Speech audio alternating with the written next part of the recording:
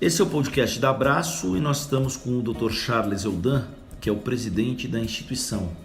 A Abraço é uma associação médica sem fins lucrativos, voltada ao desenvolvimento científico e clínico do tratamento da osteoporose. É uma agenda que envolve um conhecimento mais amplo sobre tudo aquilo que a osteoporose contempla como patologia médica.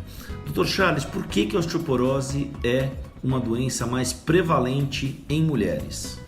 A doença, a osteoporose, ela é mais comum nas mulheres por conta do papel que os hormônios femininos desempenham no osso. O hormônio estrogênio, produzido pelos ovários nas mulheres, ele tem uma participação muito importante em manter o osso saudável. Quando as mulheres entram na menopausa e ocorre a redução muito significativa na síntese, na produção desse hormônio, o osso começa a perder a sua qualidade, a sua densidade, e é por conta disso que as mulheres após a menopausa têm um risco maior de ter a osteoporose e as doenças de fragilidade esquelética. É estimado que 1 em cada 2 mulheres depois da menopausa poderão sofrer uma fratura por fragilidade óssea durante o decorrer da sua vida. No caso do homem, o risco ele é menor porque o fenômeno da andropausa nos homens é um fenômeno mais lento. A redução da produção dos hormônios masculinos, os androgênios, ela se dá de uma forma mais lenta quando comparado às mulheres. Essa perda mais lenta do hormônio androgênio explica por que a osteoporose é menos comum no homem. E nós temos estatísticas que mostram que 1 em cada 5 homens terá uma fratura por osteoporose depois dos 50 anos de idade. O homem, por outro lado, ele tem riscos de consequências mais graves da osteoporose. Quando um homem sofre uma fratura de quadril, ele tem uma chance 2 vezes maior de morrer quando comparado a uma mulher com a mesma fratura do quadril. Então a gente tem a percepção de que a osteoporose ela tem consequências mais graves no homem quando comparado às mulheres. É uma doença que não pode ser negligenciada nem na mulher, que é o sexo com maior fator de risco, nem no homem, que eventualmente é o que tem os desfechos mais ruins, os desfechos mais graves. No cenário do Brasil, a cada 10 casos de osteoporose, quantos são em homem e quantos em mulher? Habitualmente a gente tem entre 10 casos de osteoporose que são vistos nos diversos ambulatórios, 8 ou 9 são mulheres e 1 a 2 são homens. Mas isso não reflete só essa diferença da prevalência da doença entre homens e mulheres, mas também reflete o status de busca por assistência médica entre homens e mulheres. A mulher mais facilmente busca assistência médica quando comparada aos homens, que habitualmente buscam assistência médica tardia e eventualmente com um diagnóstico mais atrasado. O senhor falou que a fratura de quadril em homem, ela tende a ser um episódio mais grave. Na mulher, uma fratura de quadril também resulta muitas vezes em perda de autonomia? Então, em ambos, homens e mulheres, a fratura do quadril é a fratura mais temida. É a fratura associada à osteoporose que tem as consequências mais graves. Quando a gente diz que ela é mais grave no homem, é só uma questão de estatística. A mortalidade depois do indivíduo sofrer uma fratura por quadril é 2 vezes maior no homem quando comparado à mulher. Isso não quer dizer que na mulher os riscos não sejam grandes. E quando a gente junta todos os dados de homens e mulheres, a chance do indivíduo morrer depois de uma fratura de quadril, nos 12 meses que se segue uma fratura do quadril, é em torno de 20 a 30%. Então eu tenho uma quantidade muito grande de indivíduos que sofrerão uma fratura do quadril e, apesar do tratamento da fratura, da correção cirúrgica, esses são indivíduos que têm fragilidade de uma forma global e têm um risco maior de morrer. Além da morte, que é o evento mais dramático que se segue a uma fratura do quadril, a gente também precisa entender e o paciente precisa perceber que a fratura é em si um evento muito grave e que pode representar perda de independência e perda de autonomia. 1/3 dos pacientes que sobrevivem a uma fratura do quadril são indivíduos que necessitarão de terceiros para se alimentar, para a higiene pessoal e para o vestuário. Então eles vão precisar de auxílio e eventualmente isso causa um impacto não só na vida da pessoa que tem a fratura do quadril, mas também em todo o conjunto da família, que necessitará reunir esforços e reunir trabalho para eventualmente cuidar daquele indivíduo que se tornou dependente.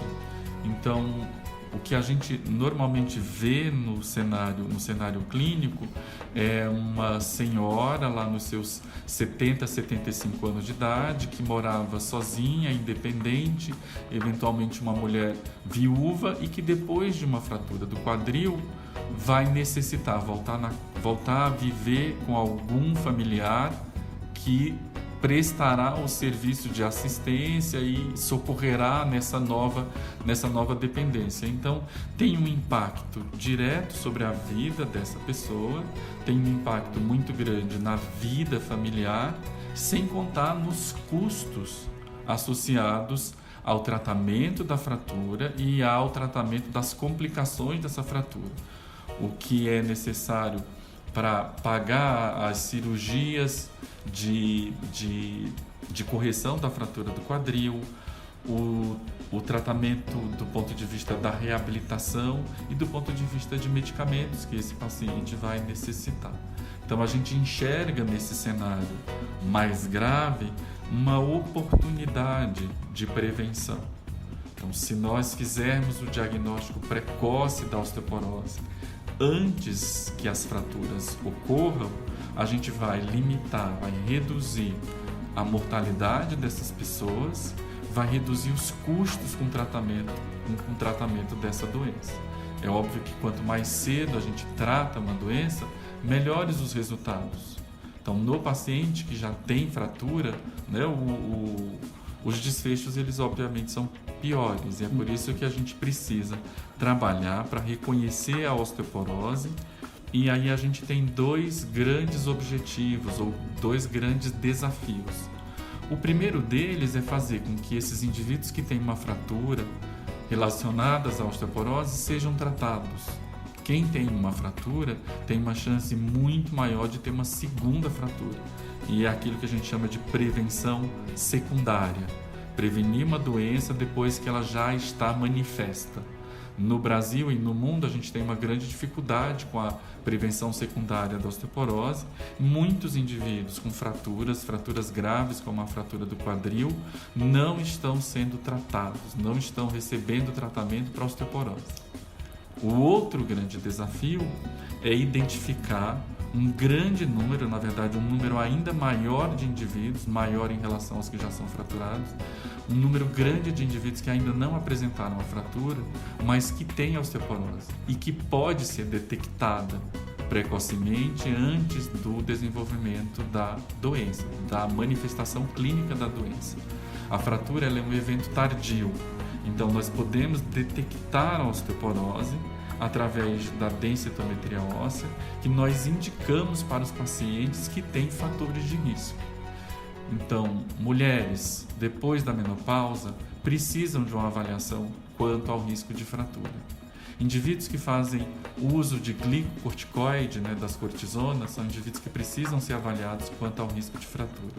Pacientes com doenças inflamatórias, como a artrite reumatoide, precisam fazer a avaliação para avaliar o risco de fratura. Da mesma forma que os indivíduos que têm uma história familiar de fratura do quadril, se meu pai ou a minha mãe, um relativo de primeiro grau, um parente de primeiro grau, teve uma fratura do quadril, chances há de que eu também tenha um risco maior para essa fratura. Indivíduos que são pequenos, que têm baixo peso, indivíduos, e particularmente as mulheres com menos de 54 quilos ou um índice de massa corpórea menor do que 19, são indivíduos que têm um risco maior de osteoporose.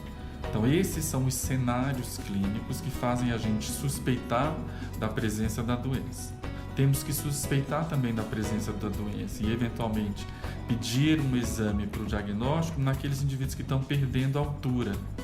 Então, indivíduos que de um ano para o outro perdem mais do que 2 centímetros da altura, ou indivíduos que em qualquer período de tempo perdem mais do que 4 centímetros, são indivíduos que precisam ser investigados para a presença da osteoporose. Em média, aos 50 anos. A densitometria está indicada para mulheres depois dos 60 anos e para homens depois dos 70 anos, independentemente da presença de qualquer fator de risco. Então, mulheres com mais de 60, elas devem fazer a densitometria, mesmo que elas não tenham nenhum fator de risco.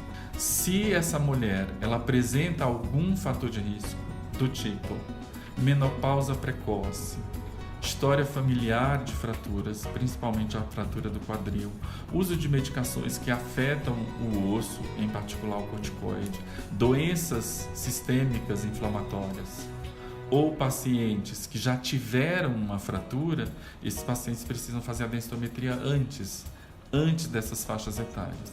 Então, em pacientes mais jovens com fatores de risco, a gente indica a densitometria para o diagnóstico mais precoce. As palavras foram do Dr. Charles Eldin, que é o presidente da Abraço. Você pode encontrar mais informações em abraço.org.br ou nas redes sociais, no Facebook da Abraço, por exemplo, facebook.com/abraço.